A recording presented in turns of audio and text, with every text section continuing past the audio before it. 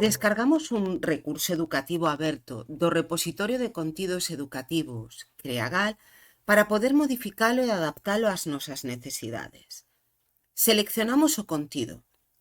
Descargamos o contido en formato .elp, Exe Learning Project, que é o que nos permite modificación. No cartafol de descargas poderemos modificar o contido se temos o aplicativo Exe Learning instalado no noso ordenador. O equipamento que conta coa maqueta a avalar xa ten este programa preinstalado. Damos doble clic.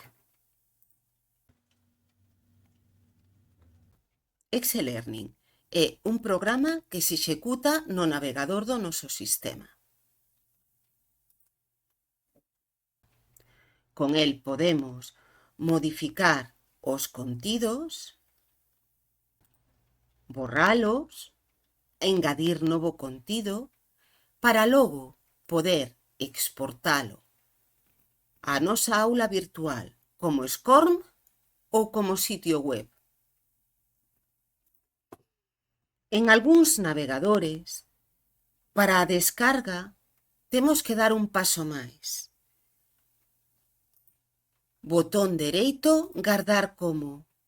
Se gardará o contido en formato .elp, que poderemos modificar e traballar con normalidade.